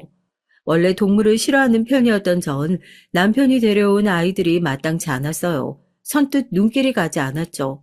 하지만 반려견들의 애교에 결국은 문을 열고 진짜 제 자식이다 생각하면서 애지중지 키웠답니다. 시부모님께서도 반려견을 보시곤 아주 듬직하다고 하시면서 부쩍 좋아하셨어요. 하지만 형님은 달랐어요. 혈통도 정확히 알 수 없는 이런 개를 집으로 들이시면 어떡해요, 어머니. 우리 기찬이도 있는데 애기 있는 집에 계란이 개털 날려서 우리 기찬이 코나 입에 들어가면 어떻게 하라고요. 반려견이랑 함께 자란 아이들이 정신적으로 더 안정된다는 얘기 못 들어보셨어요? 그리고 혈통이 뭐가 그렇게 중요하다고요? 이게 다 동서 때문이잖아. 동서가 애만 가졌어도 서방님이 걔를 집에 데려오셨겠어? 큰애야, 너 말 왜 그렇게 하니? 내 집에서 내가 개 키우겠다는데 네가 무슨 자격으로 그런 말을 해? 형님의 말에 시어머니께서 버럭 소리를 지르셨죠. 처음이었어요. 웃으면서 달래듯이 조용조용 말씀하시던 시어머니께서 이렇게 버럭 하실 줄은 꿈에도 몰랐거든요. 형님도 많이 당황한 눈치였습니다. 형님은 떨리는 목소리로 시어머니를 부르며 기찬이 건강이 걱정돼서 자기도 모르게 말이 나왔다며 죄송하다고 사과를 하셨죠. 하지만 시어머니께선 차가운 말투로 기찬이 건강이 걱정되면 딱 거기까지만 했어야 한다며 거듭 화를 내셨습니다. 그리고 그렇게 기찬이가 반려견이랑 있는 것이 걱정이 되면 앞으로 집에 올 필요 없다는 소리까지 하셨죠. 주변 공기가 삽시간에 얼어붙어 버렸습니다. 형님은 어떻게든 상황을 넘기고 싶어 했지만 소용없었어요. 시어머니의 강경한 태도가 약이 되긴 했는지 형님은 그 뒤로 말씀을 무척이나 조심스럽게 하시더군요. 특히 시어머니께서 앞에 계시면 제게 말을 하는 것도 조심스러울 정도였어요. 저야 스트레스 받을 일이 줄었구나 싶어 좋았죠. 형님과는 그 뒤로도 많은 부대낌이 있었습니다. 그나마 다행인 점이 딱 하나만 있다면 8년 정도 형님네가 해외로 나가 있었다는 사실이에요. 원래 우체국에서 일하던 아주버님은 형님과의 결혼을 기점으로 우체국을 그만두고 형님네 집안의 회사로 들어갔거든요. 동남아시아가 주된 활동 무대이다 보니 해외 일정이 많더라고요. 결국 태국에서 8년 정도 나가 있으셨죠. 1년에 한 번 형님을 볼까 말까 할 정도로 지내다 보니까 형님에 대한 저의 원망이나 경계심이 많이 줄더라고요. 물론 한 번씩 동선 자식이 없어서 모르겠지만 이란 말로 시작할 때면 잠을 못 이룰 정도로 화가 났어요.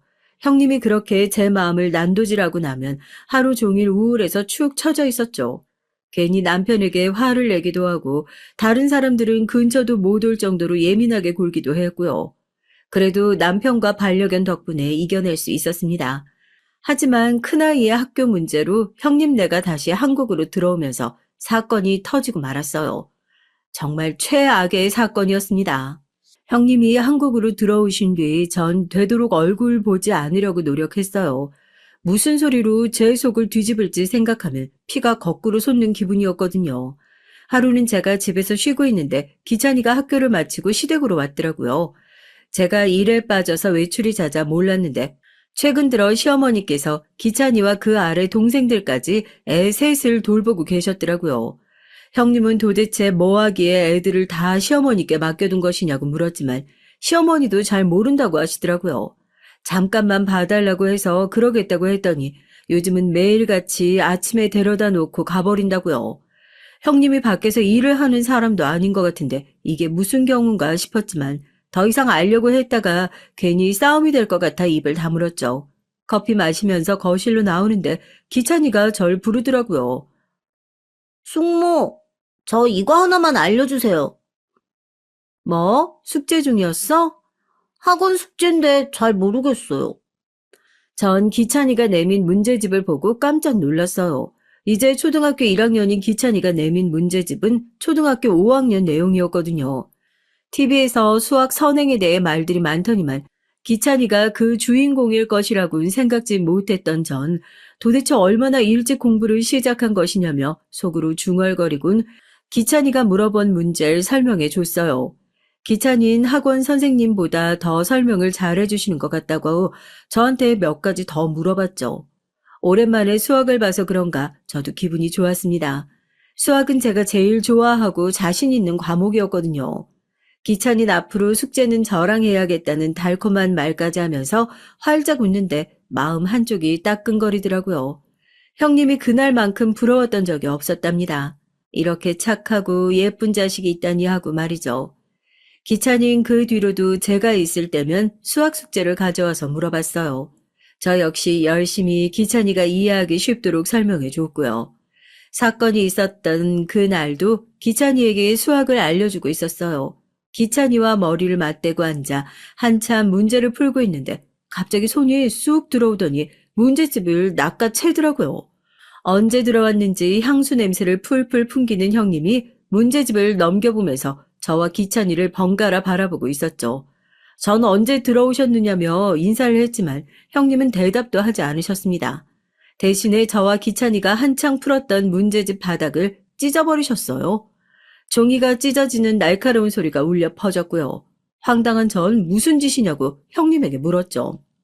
송기찬, 너 지금 숙제 스스로 안 하고 뭐 하는 짓이야? 그리고 궁금하면 학원 가서 물어야지.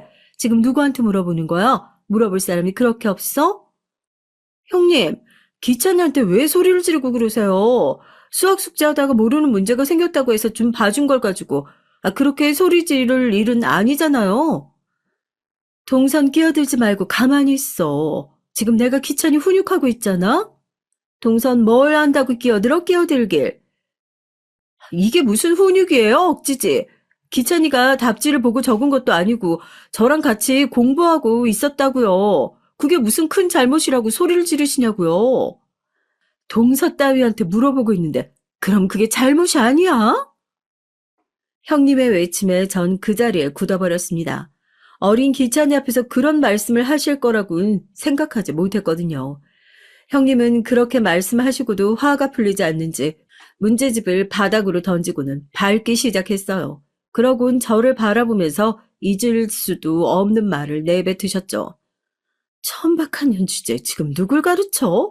고등학교도 졸업 못해서 검정고시나 본 주제 그 얄팍한 머리로 우리 기찬이한테 뭘 가르칠 수나 있느냐고 나대는 거야? 고작 동서가 가르칠 게 술 팔고 웃음 파는 것밖에 더 있어? 형님, 말이면 단줄하세요? 머리가 나쁘세요? 제가 술을 팔고 있긴 하지만 형님이 말씀하시는 것과는 전혀 다른 일이거든요. 전문직이라고요. 도대체 몇 번을 더 말씀드려야 돼요? 형님이 무시하실 그런 사람 아니라고요, 저. 솔직히 말해봐. 동서네 자식 못 보는 거 다 동서 탓이지? 하긴 어릴 때부터 술집에서 돈 벌던 인간이 몸이라도 제대로 간수했겠냐고. 머리에 들어있는 게 없으니 몸은 더 가벼웠겠지. 전 형님의 개소리를 더 이상은 참고 있을 수가 없었습니다. 전 떨리는 목소리로 기찬이에게 할머니 방으로 들어가서 나오라고 하기 전까지 문을 걸고 있으라고 했어요. 기찬이는 잔뜩 겁에 질린 상태로 저와 형님을 번갈아 보더니 제가 어서 들어가라고 하자 시어머니 방으로 뛰어 들어갔죠. 기찬이가 들어간 것을 확인하고 전 형님에게 말했습니다. 저도 참을 만큼 참았어요. 형님이 잘났으면 뭐 얼마나 잘났다고 저만 보면 사사건건 술집 얘기로 절 무시하시는데요? 어디에 붙어 있는지도 알 수 없는 해외 대학 졸업장 하나 있으면서 뭐가 얼마나 잘났다고 목에 힘을 주고 다니시냐고요? 내가 동서랑 같아? 하긴 이러니 부모가 다 못 키우겠다고 하고 버리고 갔지. 나라도 동서는 못 키우겠다. 지금도 이렇게 막 나가는데 어릴 땐 얼마나 되바라졌었겠어? 이 사람이 진짜? 전 손을 뻗어 형님의 머리채를 휘어잡았습니다. 형님은 제가 이렇게 공격할 것이라고는 생각하지 못했는지 소리를 지르며 당장 놓으라고 했어요. 전 오늘 결판을 내자는 심정으로 형님의 머리채를 이리저리 휘두르면서 앞으로 헛소리 절대 못하게 만들어주겠다고 했죠. 형님도 보통은 아닌지 금방 반격을 하더군요. 거기다 손가락마다 끼워진 반지가 얼마나 날카로운지 형님의 휘젓는 손에 제 팔에도 여기저기 상처가 생기기 시작했고요. 저와 형님은 서로 엉켜서 잡아당기고 때리고 아주 난리도 아니었습니다. 그때였죠. 이게 무슨 짓이냐는 큰 소리에 저와 형님은 순간 얼어버렸습니다. 강한 힘으로 저와 형님의 손을 떼어내는 것이 느껴졌어요. 남편이었어요. 지금 두 사람 뭐 하는 짓이에요? 한두 살 먹은 어린애도 아니고 이게 무슨 행동이냐고요? 서방님 잘 들어오셨어요.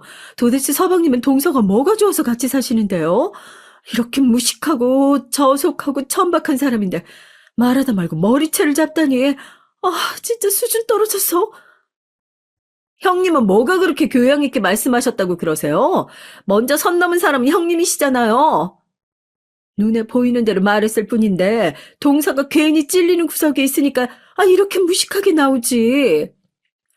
전 형님의 말에 어디 끝까지 가보자며 다시 덤벼들었지만 남편에 의해 막혀버렸습니다. 남편은 무슨 일이 있었는지 차분하게 말해보라고 했어요. 형님은 제가 말하기도 전에 대화 도중 갑자기 제가 달려들었다고 말했죠. 자기도 잘못했다는 생각이 들었는지 저한테 퍼부었던 막말은 쏙 빼고 얘기를 하더라고요. 형님은 절 병원에 데려가서 검사를 좀 받아보는 것이 어떻겠냐고 했어요. 전 기가 차서 코웃음을 터뜨리며 어떻게 자기가 한 짓은 쏙 빼고 말할 수 있냐고 했어요. 형님은 고개를 쳐들며 있었던 일 그대로 얘기를 했을 뿐인데 무슨 소리냐고 했고요. 전 남편에게 형님이 제게 했던 말을 그대로 전하며 그런 소리를 듣고 어떻게 참을 수 있겠냐고 했죠. 제 팔목을 쥐고 있는 남편의 손등 위로 힘줄이 돋는 것이 보였습니다. 남편은 이를 갈며 제가 한 말이 진짜냐고 형님에게 물었죠. 형님은 절대 그런 적이 없다고 잡아떼셨고요. 오히려 부부가 짜고 자신을 곤란하게 한다고 소리를 지르시더라고요. 한창 소란스러울 때 시부모님도 들어오셨습니다. 모처럼 두 분이 영화를 보러 가셨다가 시부모님은 어수선한 집안을 바라보며 무슨 일이냐고 하셨고요. 사색이 된 얼굴로 저희들을 보시는 시부모님 얼굴을 보니 온몸이 화끈거릴 정도로 부끄러웠습니다. 시아버지께선 다 큰 어른들이 뭐하는 짓이냐고 호통을 치셨고요. 어머님, 아버님, 아무리 제가 싫어도 그렇지 동서랑 서방님이 둘이서 절 이렇게 핍박해도 되는 거예요? 여기 좀 보세요. 이거 다 동서가 만든 거라고요. 그런데 서방님이 들어오셔서 제 말은 믿지도 않고 동서랑 편이 돼서는 저를 몰아가잖아요. 아니, 이게 다 무슨 일이야? 세상에 머리가. 손은 왜 또 이렇고. 둘째야, 너도 마찬가지야. 아니, 팔에 이 상처는 다 뭐니. 둘이 싸우기라도 했어. 동서가 다짜고짜 제 머리부터 잡잖아요, 어머니. 정말 제가 서러워서. 원인 제공을 누가 했는데 지금? 보세요, 저한테 덤벼드는 꼴을요. 동서가 저한테 이럴 수가 있냐고요. 피해자인 척 눈물을 보이는 형님을 보는데 가증스럽더군요. 온몸에 벌레가 기어다니는 기분이었습니다. 시어머니께선 곤란한 얼굴을 하시며 한숨만 내쉬고 계셨어요. 형님은 제가 무서워서 도저히 못 살겠다고 하더니 결혼 초기부터 제가 자신을 시샘해서 괴롭혔다는 말도 안 되는 소리를 늘어놓았죠.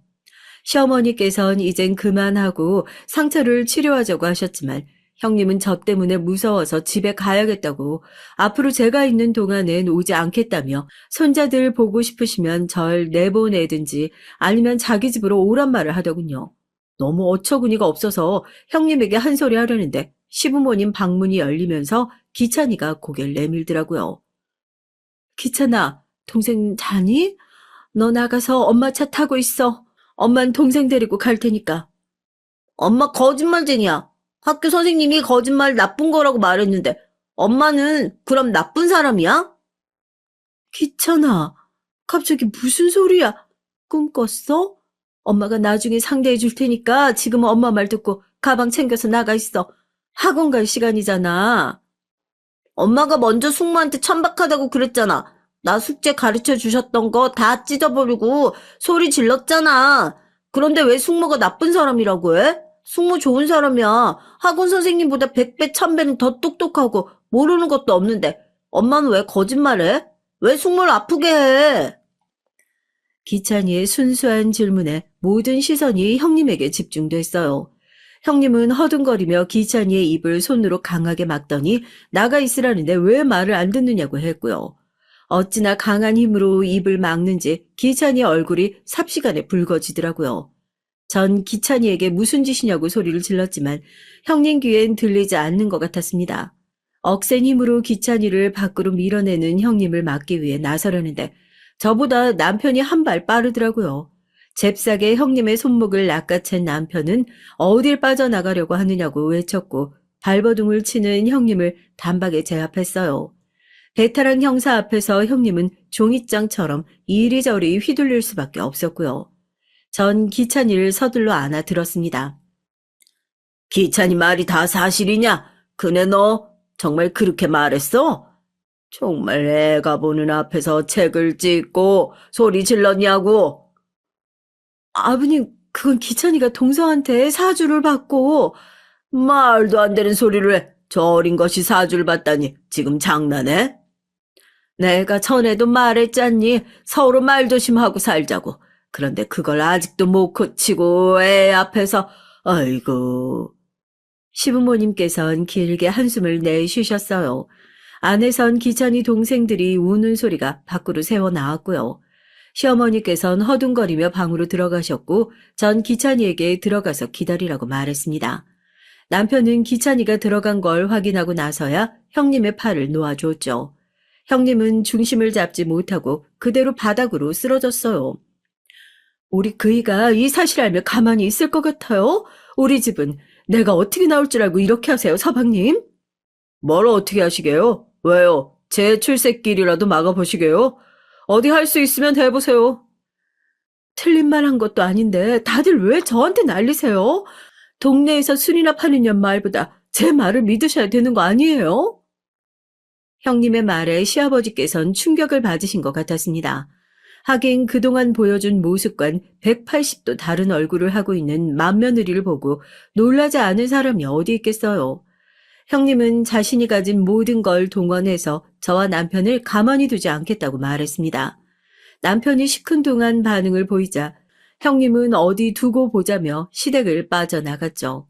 그렇게 나가버린 형님은 자식들은 궁금하지도 않는지 전화 한 번 없더라고요. 아주버님께서 하얗게 질린 얼굴로 와선 아이들을 데려가겠다고 했지만 시부모님께선 그런 엄마 밑에서 뭘 배울 수 있겠냐고 하시면서 당장 와서 사과부터 하라고, 그렇지 않으면 앞으로 애들 얼굴은 못 볼 거라고 강하게 말씀하셨어요. 전 그래도 형님이 모성애는 있겠거니 싶었거든요. 그런데 끝까지 오지 않으시더라고요. 그 사건이 있고 일주일이 지났을까 아주버님께서 짐을 챙겨서 집으로 들어오셨습니다. 전 무슨 일인가 싶어 놀란 얼굴로 연유를 물었지만 아주버님께선 입을 꾹 다물곤 그저 다 끝났다는 말만 했어요. 남편 역시 굳은 얼굴로 집에 들어와선 아주버님과 몇 시간이고 얘기를 나누더군요. 다음날 아주버님께선 저와 시부모님께 애들을 잘 부탁한다고 말하곤 아침부터 나가셔서 집에 들어오지 않으셨고요. 전 마지막 인사를 하는 아주버님 얼굴이 마음에 걸려 혹시나 나쁜 마음을 먹는 건 아닌가 걱정이 됐습니다. 남편에게도 얘기를 했지만 남편은 별일 아니라는 말만 했죠. 이런 제 걱정과 궁금증은 며칠 뒤 까칠한 얼굴로 돌아온 아주버님을 통해 해결됐습니다. 사실 남편이 그날 형님 앞에서 시큰둥했던 건 이유가 있더군요. 형님이 태국에서 들어오시면서 집중력 향상에 도움이 된다는 약을 가지고 들어오셨는데 그게 마약의 일종이라고 하더군요. 그 약으로 여기저기 돈 있는 집의 자식들 교육 목적으로 먹이면서 좋다고 팔았다는데 그게 문제가 됐다는 것이었어요. 그중 한 아이가 알레르기 반응으로 병원에 입원을 했는데 그 집이 하필이면 남편의 상사였던 거죠. 그 일로 형님에 대해 수사를 진행하고 있었던 터라 남편은 형님에게 남은 길이 얼마 되지 않았다는 걸 알고 있었던 것이었습니다. 전 왜 그런 얘기를 하지 않았느냐고 물었지만 남편은 좋은 얘기도 아닐 뿐더러 비밀리에 움직이고 있었기에 말할 수 없었다고 했어요. 그런데 문제는 더 있었습니다. 형님의 주변을 파기 시작하다 보니까 아주 온갖 범죄들이 줄줄이 밝혀졌다는 것이었어요. 형님에 관해 우리가 알고 있던 사실들 그 어느 것 하나 진짜가 없더라고요. 친정 식구라고 소개시킨 사람들도 다 아르바이트로 고용된 사람들이었고 아주버님이 일하는 회사는 방패막이로 세워둔 것뿐 진짠 따로 있었습니다. 당연히 학력도 조작이었고요. 형님이 실제로 하던 일은 마약을 영양제처럼 가공해서 들여오는 것과 젊은 남자들 여럿을 두고는 그 사람들을 통해 돈 많은 집 여자들에게 잠자리를 주선하고 돈을 받는 것이 대표적이었죠. 태국에선 여자들을 고용해서 한국에서 여행 온 관광객들을 대상으로 같은 행동을 했고요. 얘기를 듣는데 온몸이 소름이 돋더라고요. 형님이 저더러 술집 여자라고 그렇게 손가락질을 하시더니 본인이 하는 일이야말로 진짜 마담이자 포조였던 거예요. 제게 결혼식에 오지 말라고 했던 것도 혹시나 제가 자기 직원들 중 하나라도 알아볼까 싶어 걱정이 됐기 때문이더라고요. 아주버님께서는 이 모든 정황에 대해 공범이냐 아니면 이용을 당한 것이냐를 두고 검찰 조사를 받아야 했는데 그 때문에 아주버님께서 자리를 비우셨다고 하더군요. 정말이지 세상이 넓은 만큼 미친 인간도 많단 소리가 납득이 되는 순간이었습니다. 그 뒤로 어떻게 되었느냐. 당연히 형님은 구속 조치가 됐고 두 분은 이혼을 하셨어요. 아이들은 여전히 시댁에서 맡아 키우고 있고요. 주변에선 아이들 유전자 검사라도 해야 하는 것 아니냐고 하셨지만 아주버님께서는 이 아이들은 누가 뭐라고 해도 자기 자식이라고 선을 딱 그어버리셨죠. 전 형님이 왜 우리 아주버님과 결혼을 했을까 진짜 궁금해요.